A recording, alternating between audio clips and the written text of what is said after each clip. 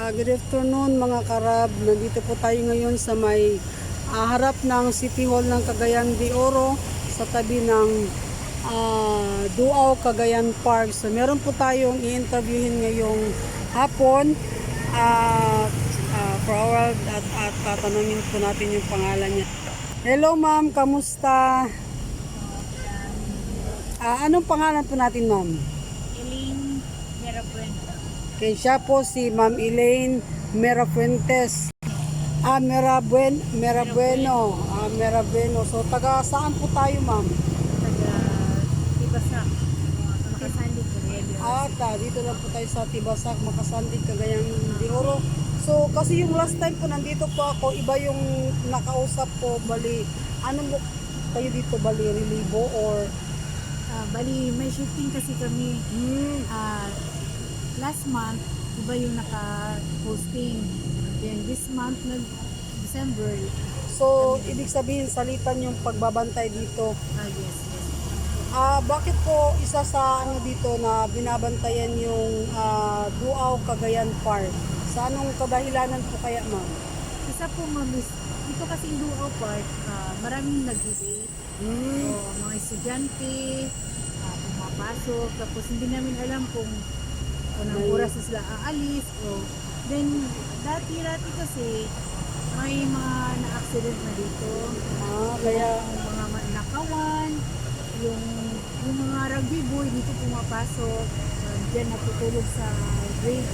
Tapos, sa ilalim po ng tulay? yes po, maakyat sila doon. Tapos, hindi namin namalayan na, siyempre may train nila na so, naganap po. So, yung OIC namin, pinabantayan na siya. So, anong oras po tayo dito, ma'am? Hanggang anong oras po tayo magbabantay?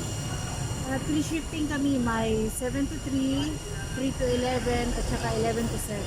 Ano yung oras? 3 7 to to 3, 7 to 3, 3 to 11, at saka 11 to 7. so the following day na po yan. Yes. So, bali, tatlo lang po yung nagsiship or tatlo lang po. So, sa inyong pagbabantay po, ma'am, ano po yung mga insidente na na-witness niyo po dito sa loob ng Duao Park Cagayan? May naano ako dito kasi minsan lang ako dito na na shifting. Dati-dati yung makasaman ko kasi yung may pa dito, yung may coffee, ganon. Yung may kapihan pa. Kapihan pa. Nagbabantay sila pero minsan hindi natin namalayan na may nakawan na palang nangyari. Kasi labas, pasok kasi yung mga tao dito. So, karamihan man yung mga gumagawa ng mga ganyan, yung pinatilyo. Yes po. O yung mga rugby boy, Mga ganon. rugby boy talaga. Yung snatch nila yung mga cellphone. Meron na po bang yung mga nahuli client. or So far, ma'am, may nahuli na dati. so, yung time na yun, hindi na naganap. paano ma'am, kasi kalamihan sa kanila mga minor, saan po ba sila dinadala? Sa ano po, sa DSWD. So ilang taon na po tayo nagtatrabaho dito sa po natin, ma'am, sa pinagtatrabahoan po natin ngayon? Almost 21 years na. Matagal na, 21 years. May asawa na po tayo ng anak. Ilan po yung anak po natin, ma'am? 4 po. So 4, siguro puro lalaki or dalawang babae at lalaki o puro babae? 2 lalaki at saka 2 babae. God bless po masyado. So, ilang taon na po tayo, ma'am? 47. 47. So yung eldest, 22. 22. So maaga po pala kayong nag-asawa. Ay, hindi po. 24 pala. Yung second ko 22. 24, 22. So yung dalawa tapos na nakapag-college. Yes. May sariling pamilya na po. Yung isa lang, yung panganay ko. Yung 24. Bali, ano po talaga kayo dito sa Cagayan de Oro? Taga dito po talaga Hindi kayo po, or dayo? taga Bukidnon po. Bukidnon. So ilang taon na po tayo dito sa Cagayan? Since umalis po kayo sa po, high school pa lang. high school. Oo. Bali yung Pero- asawa mo taga dito din? Hindi, taga Zamboanga. Taga Sambuanga. Ano po siya? Chabacano. Hindi po, Tagalog, mga ganun. ano lang din, yung Bisaya Bisaya. lang din, pero doon na sila nakatira. So So, kamusta yung ano natin, ma'am, yung paparating na Pasko? Saan po ba tayo magsiselebrate ng Pasko? Kasama po ba yung mga kamag-anak po natin? So far, every time naman na nagpapasko kami, kasama naman kami na. So, intact talaga kayo buong pamilya. Yes. Sa magsisigway po tayo, ma'am, ha, sa hindi naman siguro lingid sa inyong kaalaman sa mga pangyayari ngayon, particularly sa mga kaganapan. Pabor po ba tayo sa war on drugs ni dating Pangulong Duterte? Yes po. Kasi po karamihan ngayon, maraming nangyari, di ba? Yung minsan, yung last na news, di ba, na narinig natin, nabalita ngayon na yung mismong asawa niya, pinatay niya kasi Lulong sa tulong droga. sa droga. O, tapos marami ng kabataan ngayon na parang hindi na sila natatakot na Kasi, gumagawa ng mga so ibig sabihin, ma'am, mas gusto niyong pamumuno ni yes dating po. Duterte na Solid Pangulong Duterte po Rodrigo. talaga ako. Solid po pala kayo. So, Oo. so sa inyong palagay, ma'am, bakit po kaya ito nangyayari sa ngayon? Sa alam ko po, kasi hindi na, ngayon maraming problema. Di ba? Yung dati sabi ni BBM na ano pala yun, yung bigas, yung hindi natupad. Ngayon, grabe ka-crisis talaga, honestly. Mismo, yung mga mas sahod mahirap. namin, ang tagal. So, kamusta yung ano natin, yung pasahod? Okay ba po yung meron po ba tayong PhilHealth, mga SSO, mga ganun sa Meron yung kami, binabayaran ano po, natin kada buwan? meron po kami PhilHealth, yung SSS po, kami lang yung kami balik talaga po yung, sa, kasi walang deduction sa amin, pero deduction. Yung sa PhilHealth meron, pero iwan ko lang kung hindi ko naman gustong ma-admit, pero hindi ko lang siguro alam kung baka hindi wala na yung PhilHealth ko. So, hindi mo pa na-try yung PhilHealth mong gamitin? Hindi pa. So, sayang Huwag na lang naman. sana, bahala na.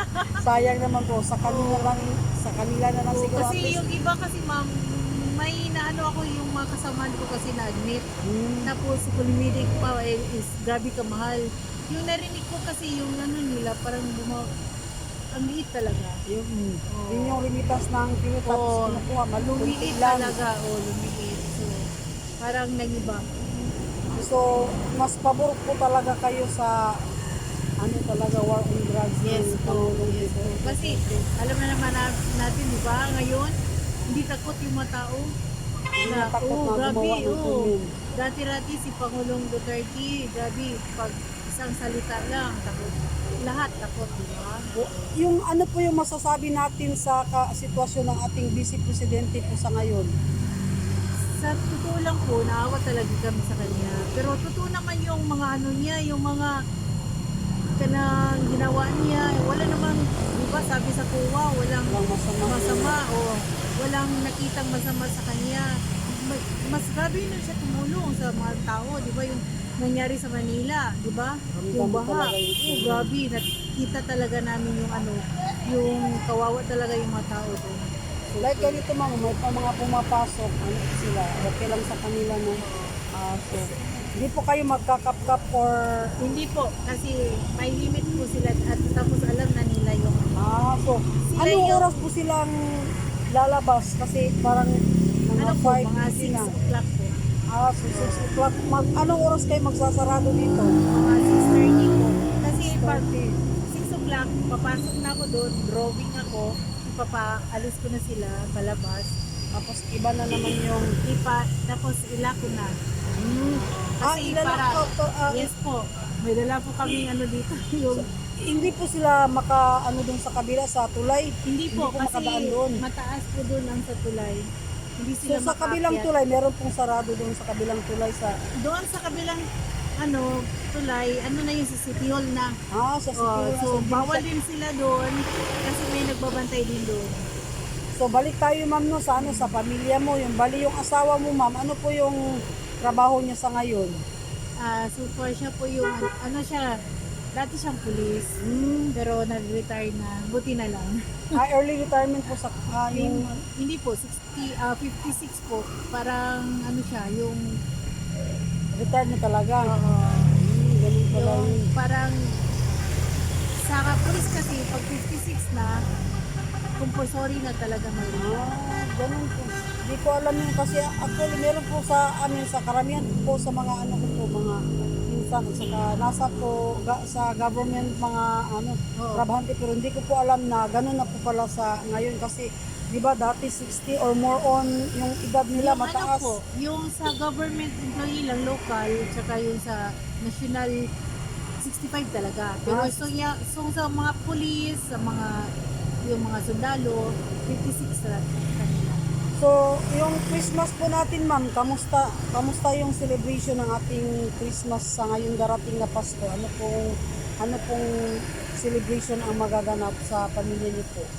Ewan ko lang kung ano, ang sa akin lang, di bali na yung walang handa, basta lang intact yung pamilya, ganun. Kasi grabe ka crisis ngayon, yung bilihin natin, grabe. Walang sakit. Super Basta talaga. importante, Importante walang sakit. yung, importante yung, bahala na yung walang PhilHealth, basta hindi lang magkasakit. Yun nga. So, tapos, ano siya kasi yung, ngayon kasi talaga, grabe ang problema. Tapos, yung sahod namin, delay pa. Yun talaga. Tapos, hindi namin alam kung may darating pa kaming bonus sunod, yun ko lang, hindi man namin alam. Pero ilang years na po kayo nagtatrabaho dito sa 21 years na. bali dito talaga kayo sa sa City Hall or sa ibang ano bang tawag diyan? City Hall po, sa under po kasi ako sa mayor's office, tapos division namin sa CSU. So, yung napapasok sa'yo sa trabaho mo, bali ikaw yung nag-a-apply or may nagpano sa'yo, nagpapasok na para makapagtrabaho ka doon? Yung dati kasi po, time ni Mayor Imano, yung husband ko po is security niya, bodyguard. So, yung husband ko talaga yung nagpapaalam kami or na ipapasok ko sa trabaho para makatulong din naman ako sa kanila. At least po, may katuwang si Mr. kasi sa hirap po ng panahon ngayon, dapat mag-asawa, nagtutulungan, hindi nagbabagayan, nagbabangayan. Totoo po yan. Yung- Lalo na ngayon na grabe ka crisis, marami nag-aaway. Minsan nga yung iba dyan, di ba? Ano na lang, naghipog. Papatayan po, Kasi ano na walang lang. pera. Pero at least, ano naman yun, ibang usapan na din yun. Oo. Kasi yung iba kasi, mahina yung ano nila, di nila kayang i-survive yung mga problema. Pero at least po tayo, andito pa rin po tayo, sumasabay, gumagabay sa ating mga anak po. Yes. Bali yung mga anak po, hindi po ngayon, yung dalawang youngest, nag-aaral pa po. Yes po, grade 7. Grade 7 at saka yung sunod, Kasabay na sila po. Kasi Ah. yung ano kasi, yung youngest ko, mabilis kasi yung utak niya. Kaya hindi na siya ano sa kinder 2, ganun. Automatic na grade 1, kaya nasabay na sila. Bali yung panganay mo, may asawa na, so hindi po siya pumasok sa government o maging policeman o policewoman or ano Yung, po? nag-aral pa po siya ng criminology. Tapos, Criminology. next year na po yung graduation day. Okay, congratulations at meron na po kayong college graduate, awa ng Diyos. Bali sa ano po ngayon ma'am, kasi meron po tayong kaganapan dito sa may Gaston. Hindi niyo po ba alam kung ano po yung kaganapan dyan or hindi niyo po ba nahiligang pumasyal dyan sa ating parke sa Gaston? Dati po kasi, yung last month, doon po ako na-assign sa Gaston. Kami po yung nagbabantay doon. Ngayon, December na, month of December, dito na ako na-assign sa Duao. Kasi kami yung nagbabantay doon sa Gaston, nagro-roving kami. Marami talagang dyan yung mga ragigoy, pero Matambay. pero hindi namin binubugaw, ganun. Pinapakain namin para hindi sila gumawa o gumawa ng krimen sa Kasi marami dyan, dati-rati kasi narinig ako ng mga kasama ko, gusto nilang ipapaalis, tapos yung sigawan, hindi naman sa yun, di ba? Kasi maawa naman tayo sa kanila, tawa din naman sila. Yun, nakaintindi naman sila kung gusto nila ipapaalis. Hindi yung pinapurisa mo, gano'n. Dapat talaga yes, kausapin ng kasi ako nasa ako doon, okay man, malinaw man. Sumusunod din sila sa akin kasi babae naman ako, tapos hindi naman ako sumisigaw. Sinabihan ko lang problema, sila, oh yes, masininan lang na salita. Talaga Oo. dapat kausapin lang ng ba, Oo, masisinan para yes po. alam din nila kung anong dapat gawin. Oo. Kasi alam nila din yung, siyempre kung buang sila, di ba? Tapos gagawin pa sila, mas Mas sobra yung sobra gagawin o nila. mas parang mapraning na sila, may magagawa na silang training dyan. By the way, ma'am, ano po tayo, shout out niyo po sa mga anak niyo, sa asawa niyo po. Makikita po kayo sa Pinoy Rab News channel po ng YouTube channel po natin. Shout out po sa pamilya ko, sa mama, sa papa ko, sa kapatid ko, sa mga anak ko. Thank you po, and thank you Lord. Na maraming blessing po na kami. Bahalang walang pera or ano dyan, basta At least healthy nasa- lang. Yun lang po. At saka pag ano po, ma'am, I am Pinoy Rab. I am funeral. I am Pinoy Rab. I am Pinoy Rab. Salamat po, ma'am. Sige, God bless. So ito po tayo ngayon sa may Duaw, no, sa harap ng City Hall at mayroon po tayo isang nakausap na nagbabantay dito sa may Duaw, Cagayan. So ito po yung ginagawa niya dito, binabantayan para iwas po sa mga gawain na hindi mabuti po dito sa loob kasi po daw kalimitan, meron pong nagnanakaw, meron pong nagpapakamatay at nadidisgrasya. So, kaya kailangan bantayan. So, sarado na sila pag alas 6 ng gabi para wala nang makapasok at ayun nga, magbabantay na sila sa palibot para walang mangyayari po sa loob. So, huwag niyo pong kalimutang i-like and follow and subscribe sa Pinoy Rab on YouTube at saka maraming pong salamat sa inyong lahat sa panonood. God bless po.